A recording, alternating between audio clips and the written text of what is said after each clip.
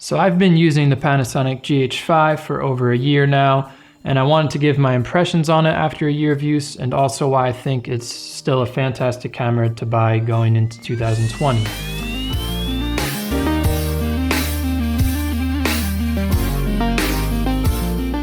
But before we even get into the details about the GH5 and what I think about it, I want to talk about camera gear in general. Since I've made the decision to get the GH5, a whole bunch of new cameras have come out, all of which you could say are competition. And I think nowadays in particular, it's so easy to get bogged down worrying about all of the specs and all of the, whether or not you have the best piece of gear at the exact moment. So what I want to say is that it really doesn't matter so much what you have. As long as what you have is good enough. There's so many different cameras to choose from. Honestly, they're all good. So don't obsess about the gear. Just pick something based off what you think is going to work for you practically. So we're going to go through and hit all the points as to why I bought the GH5 and then how those reasons held up throughout a year. So the first would be the IBIS, the in-body image stabilization.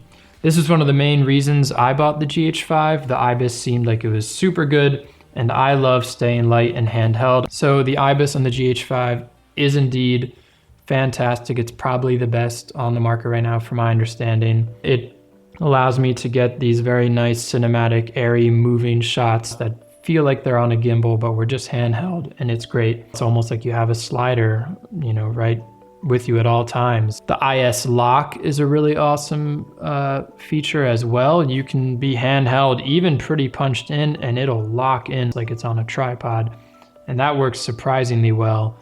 I've used that a number of times, and it's great. You can even set that to one of the custom function buttons, and that way you can turn it on and off really, really fast and efficient. So if you're running, gunning, and suddenly you need to capture something and you don't have the time to set up a tripod or have it on you or have a monopod, press that on, boom, tripod shot instantly. And it works really well, surprisingly well. The next thing I was excited about with the GH5 would be lens choices.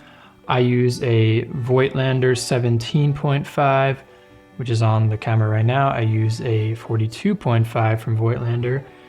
And I also use the Tokina 11-16. With how kind of small and compact the GH5 is, as well as the lenses that you can use with it because it's a micro four thirds system, I'm able to do the majority of my work with a bag, this small that I just put over my shoulder, and I really love that. Also, you can attach Canon glass to the camera using a Metabones adapter, which is great because then you can invest in really nice Canon glass like the 24-70 or the 70-200 and still be able to use them in the future if I get a Canon camera or some other camera.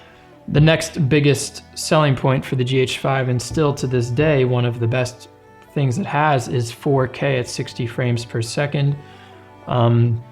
Even the new upgrades from the GH5, the full frame upgrades, the S1 series, none of them give you 4K at 60 full frame. They are cropped in. Is 4K at 60 essential to making good videos in 2020? No, I don't think so at all. I've seen some of the nicest images out there from the Canon EOS R, which has much lower specs in almost all ways compared to the Panasonic GH5, by the way, but their image is just so nice. The colors on Canon are so nice that even though you're not getting 4K at 60, you're still getting a beautiful, beautiful image, and that kind of matters more in a lot of ways than the specs. So I wouldn't say the 4K at 60 is an essential, but it is great. And I love it on the GH5, and I use it all the time. Another big plus for the GH5, and this is one of the main reasons I got it instead of a Sony, is the full flip out screen. Most people that have experienced one know how great it is to have the camera down below you and look down at the screen, and you can manipulate to every angle. It just makes it so much easier to compose great shots. So flip out screen is huge, and when Sony eventually does this, it's gonna push them quite far ahead, because that was a huge limiting factor for me and for a lot of people in not getting a Sony and instead getting a Panasonic. Next would be functionality and ease of use. The functionality on the GH5 is really fantastic. The fact that you have so many custom function buttons is amazing. All the settings are so easy to change, and you can be so fast and so efficient. And that's great when you do, the run and gun, handheld, minimalist kind of filmmaking I do so often, because you're capturing reality as it happens. You don't want to miss moments. The next big reason I bought a GH5 is the color science. The colors on Panasonic are great. I think they're better than Sony, but I don't think they're better than Canon. There are times when the colors on my Panasonic, depending on what I'm filming, I really don't like how they come out of the camera, and I have to fight them hard in post to get it how I like it. Now, of course, we're not even mentioning yet the fact that on the Panasonic, with an external recorder in particular, you can get all the way up to 4K at 60 frames per second, 10-bit 422 color. I haven't actually tried that yet, and I'm sure if I did that, then the colors I get out of the Panasonic I would enjoy or find that much more easy to work with, even more than I already do. Another big reason, and maybe one of the biggest reasons to buy the GH5 in 2020, is simply price. I think the camera's going for, $1,400 US now.